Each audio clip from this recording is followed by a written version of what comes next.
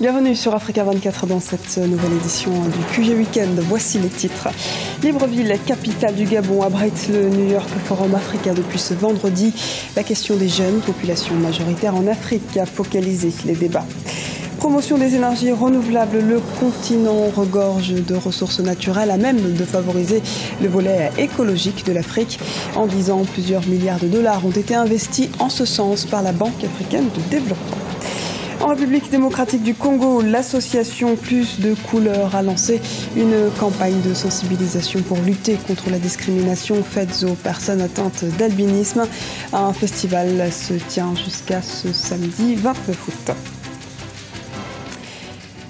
Rendez-vous économique panafricain au Gabon. Le continent apparaît comme un marché économique à fort potentiel et c'est pour accompagner cette dynamique que le New York Forum Africa est organisé pour la 4e fois. Les précisions d'Arwa Barkala.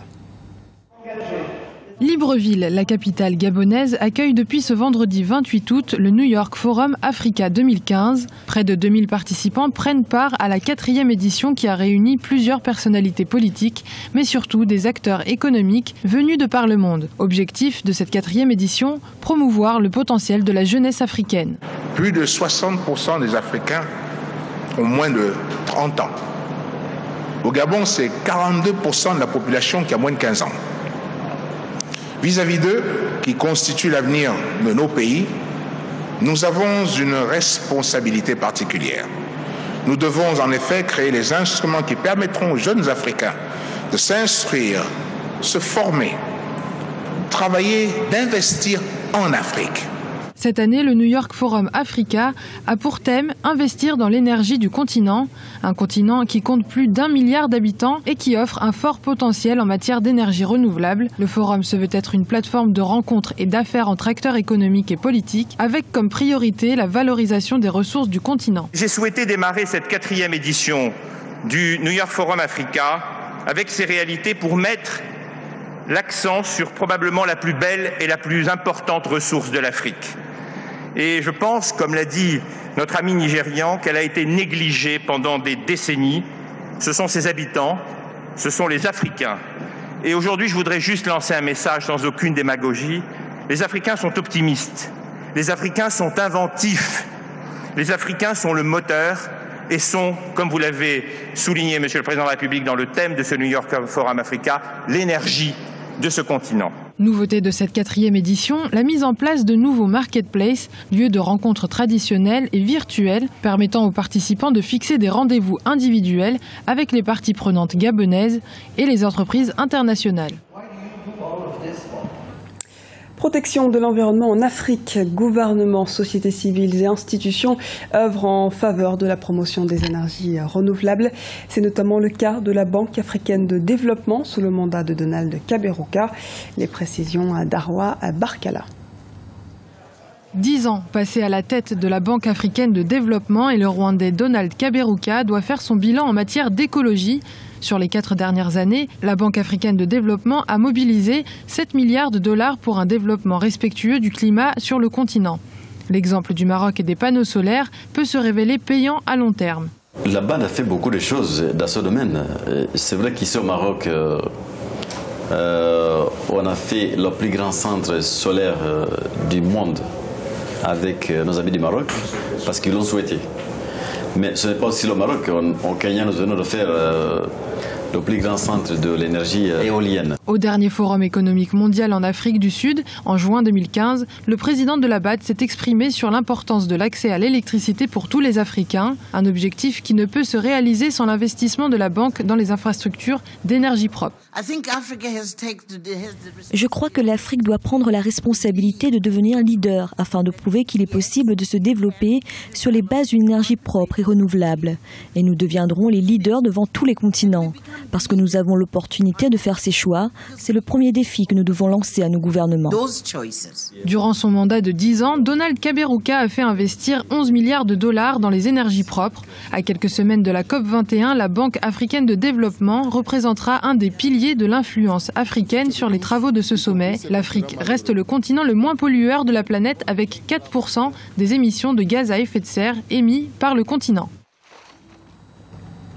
Et rappelons que la passation de service entre Donald Kaberuka et Akinwumi Adesina aura lieu ce 1er septembre. Africa 24 reviendra plus en détail sur cet événement lors de cette journée. Au Burkina Faso, Edouard Ouedraogo a sorti son 2e ouvrage. Le journaliste a choisi de mettre l'accent sur les principaux tournants politiques de son pays en établissant plusieurs facteurs déclenchant la destitution des présidents. Les explications dans ce reportage de notre correspondant au Burkina Faso, Wendiam Valentin Compaoré. Heure et malheur de la politique et du journalisme au Burkina Faso. Quelle leçon! C'est la dernière parution d'Edouard Ouedraogo, journaliste et écrivain burkinabé. Dans son livre, l'auteur relate les faits marquants de l'histoire politique du Burkina Faso, du premier président Maurice Yamoyogo au lendemain de l'insurrection populaire d'octobre 2014.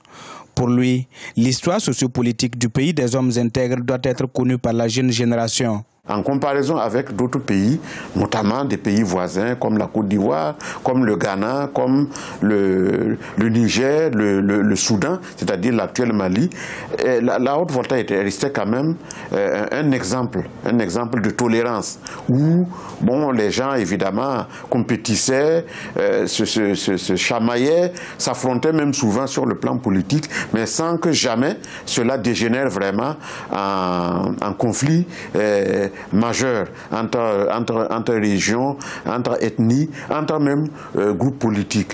Pluriel et diversifié, cette 2e œuvre qui se veut aussi autobiographique fait le lien entre 2 anciens présidents du Burkina Faso, Maurice Yamoyogo et Blaise Compaoré. Pour l'auteur, l'histoire de ces 2 dirigeants politiques est presque similaire. Maurice Yamoyogo, s'il avait accepté de recevoir simplement les syndicalistes qui demandaient à être reçus pour discuter avec lui des mesures de réduction salariale qu'il voulait opérer dans le budget 66, s'il avait simplement accepté de les recevoir le 30 ou le 31 décembre 65, son régime ne serait pas tombé en tout cas le 3 janvier.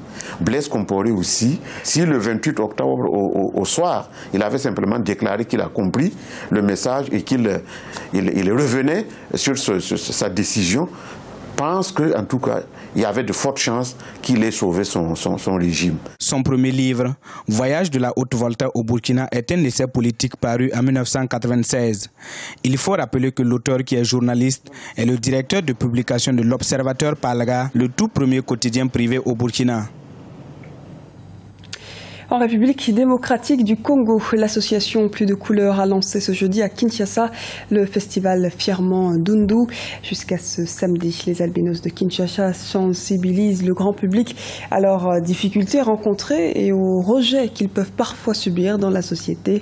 Reportage de notre correspondant au Congo, Jacques Amboka. Fièrement Ndundu, qui veut dire fièrement albinos, c'est le premier festival d'albinos lancé ce jeudi 27 août à Kinshasa. Organisé par l'association Plus de Couleurs, l'événement a pour objectif de lutter contre la stigmatisation des albinos, mais aussi de pousser les personnes vivant avec l'albinisme à regagner confiance en eux. Nous avions remarqué qu'il n'y avait pas d'élite visible albinos dans notre société. Il fallait qu'il y ait des gens qui poussent, qui puissent déclencher cela. Alors nous avions lancé cette campagne dans ce but, et de cette campagne est né ce festival Fièrement Ndundu, qui est issu de la réaction des gens qui ont voulu aller au-delà de la télévision, au-delà des réseaux sociaux, vivre cela, c'est-à-dire communier avec les albinos de façon réelle, et pourquoi pas dissiper tous les malentendus qu'il y a sur les préjugés des albinos un peu.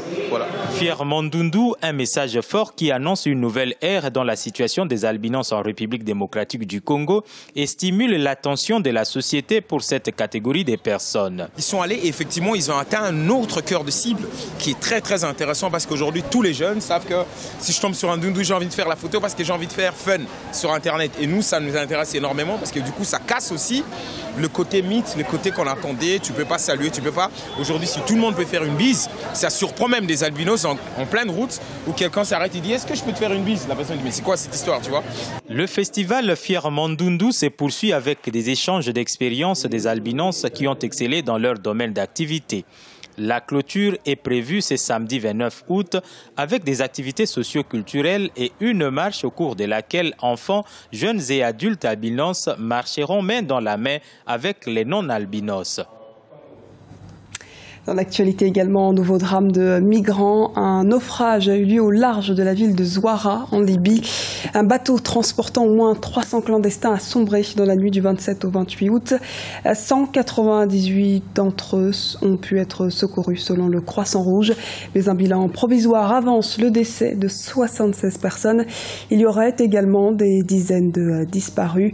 Les rescapés, eux, ont été conduits dans la ville de Zabrata, à l'ouest de Tripoli, d'après l'Organisation internationale pour les migrations.